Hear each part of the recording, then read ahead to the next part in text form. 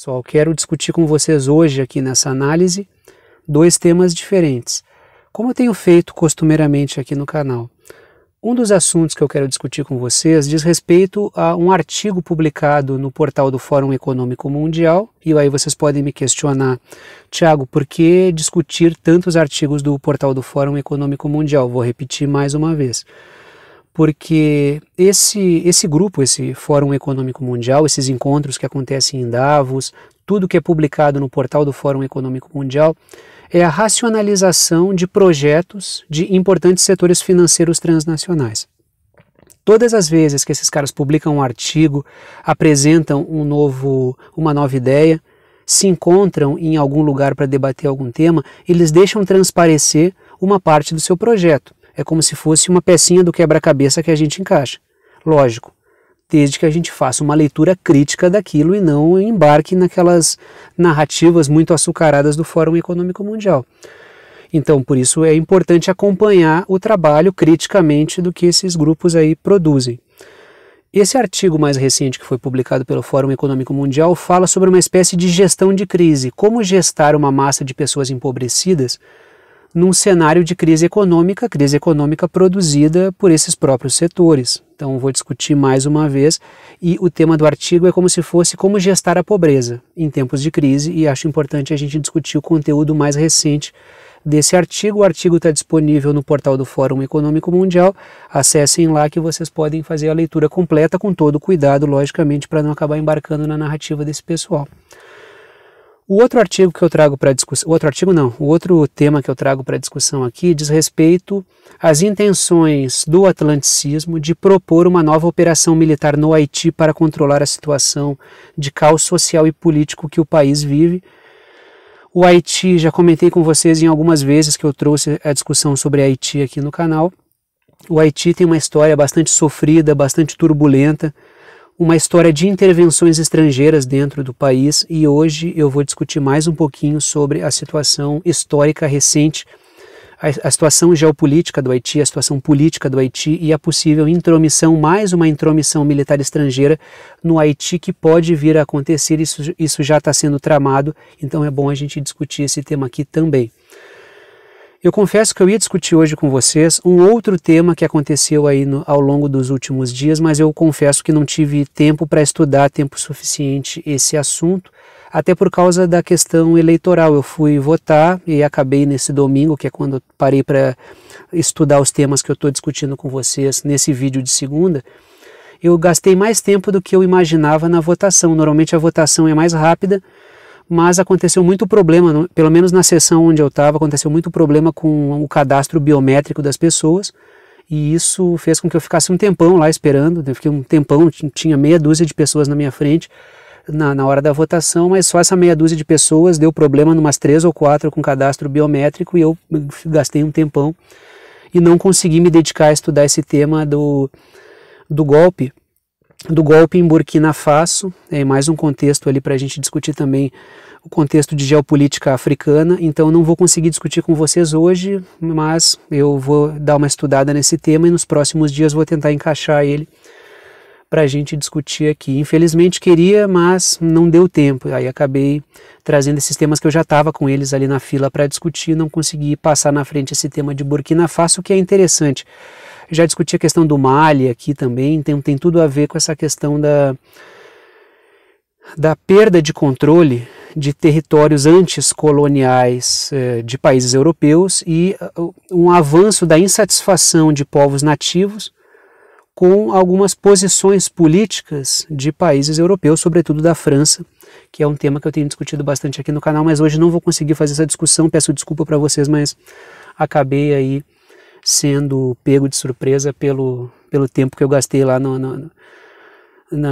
na votação, né, que é essa questão da festa da democracia, e acabei gastando mais tempo do que eu gostaria na festa da democracia em função de burocracias eleitorais. Então agora, como sempre, trago as minhas anotações, e em torno das minhas anotações, mas pesquisem o caso de Burkina Faso, o golpe militar em Burkina Faso, que eu acho que é um caso interessante. Aí quando eu discutir isso, quando eu conseguir encaixar, vocês já estão por dentro do que está acontecendo. Trago, como sempre, as minhas anotações e em torno das minhas anotações eu vou desenvolvendo os meus raciocínios, começo discutindo o artigo do Fórum Econômico Mundial e depois eu falo um pouquinho sobre a questão do Haiti. Primeira anotação que eu trago é a seguinte: pontos que eu extraí do artigo misturados com reflexões que eu estou fazendo sobre esses pontos e outras coisas que eu já discuti antes aqui no canal. A primeira anotação que eu trago é a seguinte: o artigo prevê que auxílios, como tem o auxílio emergencial aqui no Brasil, o Fórum Econômico Mundial propõe esses auxílios. Aí quando a gente olha para quem está propondo isso, que são normalmente os setores que produzem a desigualdade, produzem a pobreza, produzem a destruição da natureza, quando a gente vê esses setores propondo auxílio, proteção da natureza, inclusão e diversidade, a gente tem que botar as barbas de molho porque esse pessoal está tramando alguma coisa. Então, o artigo prevê que o artigo do Fórum Econômico Mundial prevê que auxílios sociais são fundamentais para manter a população durante a crise. Só que esses auxílios eles têm um papel primordial, que na verdade no artigo aparece mascarado como se fosse um efeito natural. Mas isso que eles colocam como um efeito natural do pagamento do auxílio, me parece ser, quando vocês lerem o artigo, vocês vão poder tirar a impressão de vocês, me parece ser o objetivo principal. Porque num cenário de economia, de crise produzida para fazer o cenário avançar para uma recessão, eu já vou discutir isso aqui com vocês num dos pontos que eu trouxe, e já tenho discutido bastante também. Quando existe uma crise que é produzida, um freio na economia e uma proposta super bem intencionada, entre aspas, por esses grupos de um aumento dos auxílios, esse pessoal coloca isso como um efeito natural. Mas na verdade eu coloco isso como um objetivo, que é o endividamento do Estado. Aí quando a gente lê uma série de artigos do Fórum Econômico Mundial e de grupos como o FMI, por exemplo, que falam que num contexto de endividamento do Estado, o próprio Fórum Econômico Mundial já produziu um artigo sobre isso no que dizia respeito ao continente africano. Num cenário de endividamento do Estado, forças transnacionais podem aparecer para ocupar o trabalho que antes era feito pelo Estado. Ou seja, o Estado está endividado e corporações transnacionais aparecem no cenário para ocupar o espaço do Estado. Ou seja, corporações transnacionais aproveitam o cenário de penúria fiscal dos estados, propõem a ideia de vamos fazer esse trabalho de maneira mais eficaz e ocupam o espaço do Estado e, logicamente, que drenam o dinheiro público para si também nessas parcerias público-privadas extremamente espúrias que existem. Então, essa pressão no cenário de crise para que ocorram os auxílios, enquanto, por um outro lado, esses mesmos grupos condicionam ainda mais crise e ampliam ainda mais o endividamento, me parece que tem como função primordial colocar o Estado numa sinuca de bico, a ponto do Estado não poder mais gastar para aumentar a produção e assim sair da crise econômica de uma maneira soberana, e não conseguindo sair dessa sinuca de bico, as corporações transnacionais aparecem para ocupar espaços do Estado e drenar dinheiro público. Então existe uma armadilha que está colocada e é importante discutir essa armadilha. Porque isso vem com uma aura tão bonita de ajudar as pessoas mais pobres, de incluir as pessoas, que muita gente pode acabar concordando e vendo até o Fórum Econômico Mundial, como eu já vi muita gente enxergar desse modo, como um grupo dentro dos setores da elite que tem boas intenções em relação às pessoas mais pobres, o que é um absurdo completo. Setores progressistas das oligarquias financeiras. Esses caras podem vestir uma roupa. Eles vestem roupa de conservador, eles vestem roupa de progressista, mas eles não têm boas intenções para com as pessoas. Se eles vestem essa roupa é porque naquele momento eles percebem que existe uma agenda que pode contribuir com a agenda deles.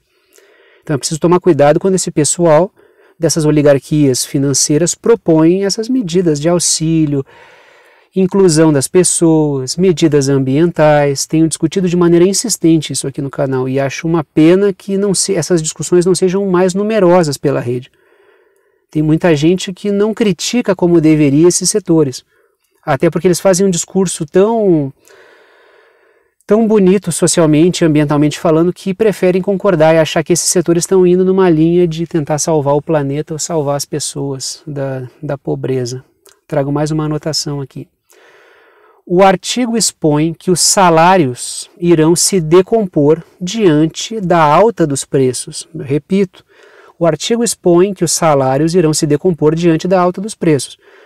Se tu gera gargalos energéticos, gargalos de transporte, porque tem uma reformatação do sistema energético, tem uma reformatação do uso dos combustíveis, tem um cenário de quebra da cadeia de suprimentos promovido pelos lockdowns, promovido pelo conflito na Ucrânia, e pode também se aprofundar isso num futuro possível conflito em Taiwan. Quando existe um cenário desse tipo, de vários gargalos produtivos, e tu coloca no meio disso tudo uma série de elevações da taxa de juros, tu está criando o cenário para tu conseguir produzir uma recessão, uma recessão induzida por juros, como eu tenho discutido aqui no canal. E logicamente que nesse ambiente o preço das coisas vai subir, o poder aquisitivo das pessoas numa relação direta vai cair, a quantidade de empregos vai cair, quando tiver emprego vai ser emprego de baixa qualidade, até o Brasil aí tem apresentado uma redução do desemprego, mas os empregos que aparecem pagam mal as pessoas. Isso no Brasil e no mundo, tá? Estamos falando de um cenário global. Então o que a gente vai ver é o quê? Poucos empregos, e quando há emprego, são empregos de baixa remuneração. Aquelas condições de vida de antes da pandemia, que aí veio a pandemia, veio o conflito na Ucrânia e a gente nunca mais saiu desse processo e tem crise climática e blá blá blá blá blá blá. Então, nunca mais a gente volta para aquele cenário do pré-pandemia, que é uma coisa que eu tenho discutido aqui no canal faz muito tempo. Então, existe uma situação que está dada, que é de destruição das condições de vida das pessoas. Aí o Estado aparece para manter essas condições, manter condições mínimas de sobrevivência, a partir do endividamento público. Estado endividado, vem interesses transnacionais e ocupam o papel do Estado e drenam dinheiro público em parcerias público-privadas. Desses mesmos setores que fomentam essa crise na cadeia de suprimentos, dos mesmos setores que produzem e reforçam o conflito na Ucrânia para manter um cenário de sanções. Então a gente tem um cenário que é bastante complicado. Os mesmos caras que produzem a crise aparecem com as supostas soluções, que na verdade são soluções para esses grupos. A coisa é proposta como se fosse soluções para todos nós, para a nossa crise, mas é solução para eles. Eles criam um problema e propõem soluções para eles que aumentam o monopólio, aumentam a sua presença, a sua quantidade de dinheiro. Durante a crise, foi crise para quem? Aqueles que eram ricos ficaram ainda mais ricos, classes médias e trabalhadoras empobreceram. Logo, crise para quem? Se a crise é para uns e não para outros, esses aí estão produzindo a crise, logicamente. Trago mais uma anotação. O artigo sugere a precificação do carbono, e precificação do carbono, entenda-se que o preço das coisas, tudo que tiver emissão de carbono vai aumentar o preço. Então a gente pode pegar o caso brasileiro, se a gente trouxer para o Brasil isso, é a questão dos transportes, e outros países, logicamente, estou só usando o Brasil como exemplo. Consumo de carne por causa do metano aumenta de preço, a carne que já está pela hora da morte. Aumento do preço dos transportes aumenta também, então, e aumentando o preço dos transportes aumenta tudo.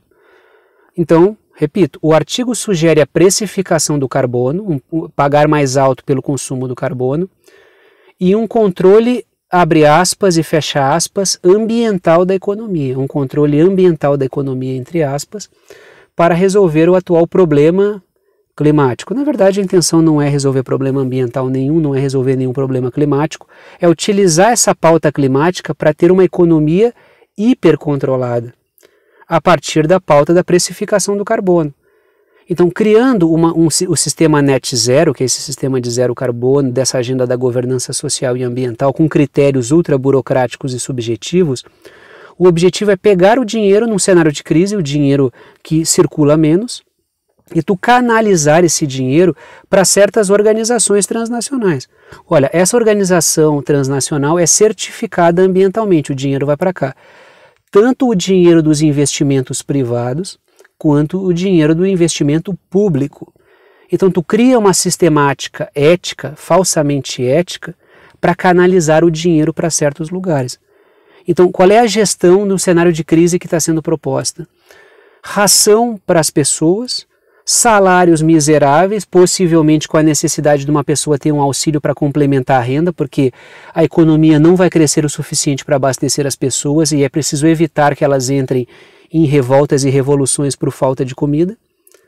E criar um sistema por cima, então por baixo controla os pobres, larga um pote de ração na porta dele e se possível atrelar um certo sistema de obediência social para que a pessoa receba esse auxílio, e por cima criar uma sistemática de controle de para onde vai o dinheiro público e privado. Assim tu cria uma bolha de controle total para superar um cenário de crise. Me parece que dentro do mundo atlanticista isso será uma realidade.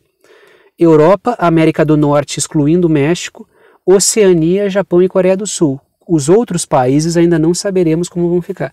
América Latina, países da África, boa parte do continente asiático, tirando o Japão e Coreia do Sul, a gente ainda não sabe, vão tentar manter um pé em cada canoa, mas num dado momento vão ter que aderir a um lado ou a outro, e se aderir à bolha do atlanticismo, vai ter que entrar nessa sistemática do carbono zero, do suposto carbono zero, né? A gente sabe muito bem que os caras reduzem de um lado e aumentam infinitamente do outro. Basta vocês verem aí a exploração do lítio, a quantidade de degradação ambiental que ela produz, o gás de xisto norte-americano, supostamente melhor do que o gás russo na cabeça do povo norte-americano, seu impacto ambiental.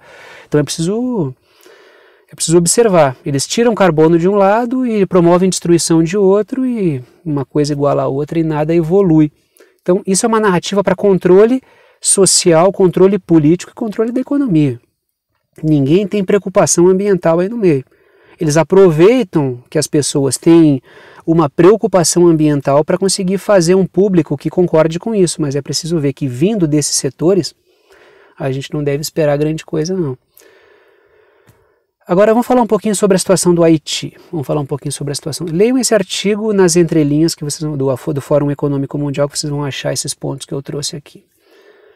Vamos discutir a questão do Haiti, então. Pouca coisa, né? Curtinho nesse final de análise. O atlanticismo está cogitando novas operações militares no Haiti. Por quê? Por causa da situação política, social e de aumento da criminalidade e insatisfação social que está acontecendo, que é generalizada no Haiti, mas já faz bastante tempo. Só que tem momentos em que aumenta essa tensão e tem momentos em que ela arrefece um pouco. Agora a gente está num momento de perda de controle, de dissolução completa do tecido social haitiano, muito por responsabilidade das forças internacionais que não deixam o povo haitiano encontrar os seus caminhos políticos.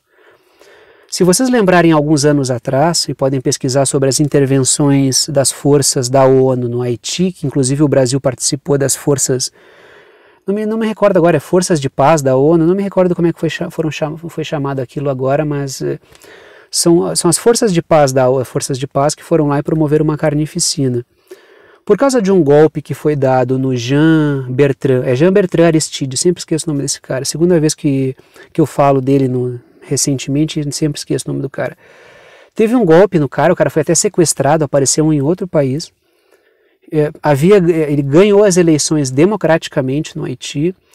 É um cara que tinha uma liderança popular e ele foi derrubado do poder, foi golpeado, e a partir daí não deixaram o Haiti. Não vou dizer a partir daí porque a história recente do Haiti é recheada de golpes e violência contra o povo e assim por diante.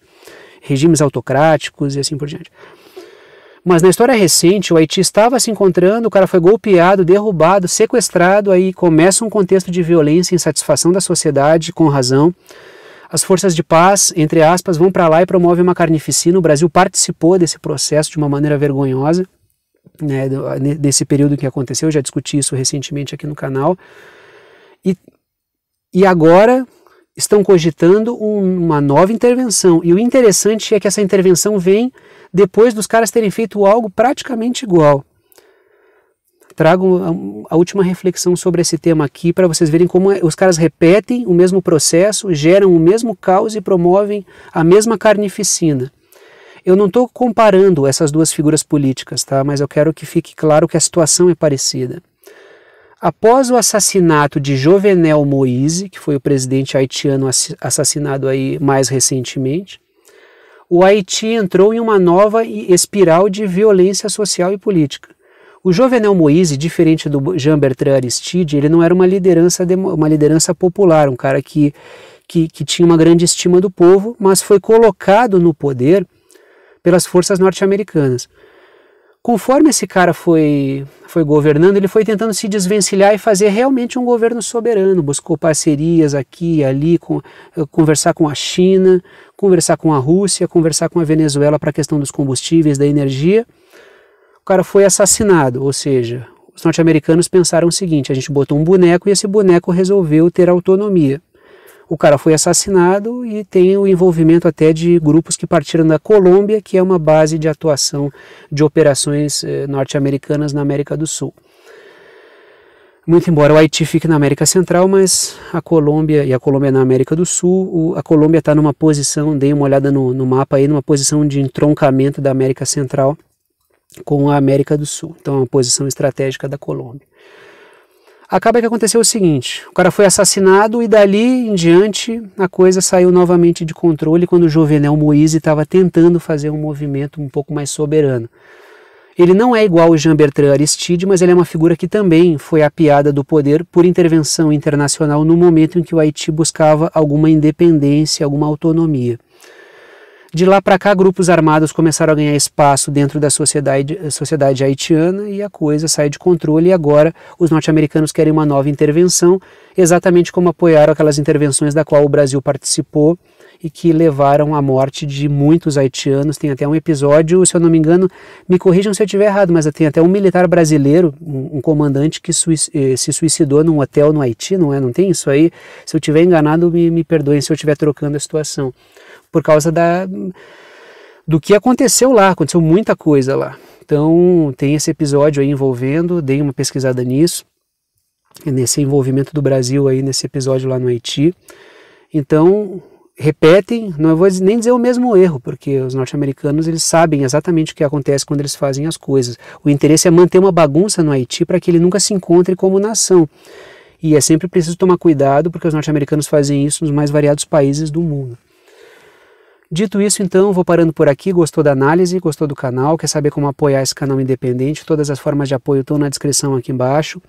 Pode apoiar através do Apoia-se, através de boleto ou de cartão dentro do Apoia-se, que é uma plataforma de apoio virtual. O link do Apoia-se está na descrição aqui embaixo, é www.apoia.se/Verdade Concreta. Ou pode ajudar através do Pix. A chave Pix é uma chave de e-mail, está na descrição aqui embaixo, sempre no valor que vocês quiserem, ajuda quem pode, ajuda quem quer, e o conteúdo fica aberto para todo mundo. E a chave Pix é a seguinte: pixverdadeconcreta@gmail.com. pixverdadeconcreta@gmail.com é uma chave de e-mail, tá? Agradeço a todos que apoiam, que mantêm esse trabalho diário funcionando. Vou parando por aqui e tchau para vocês.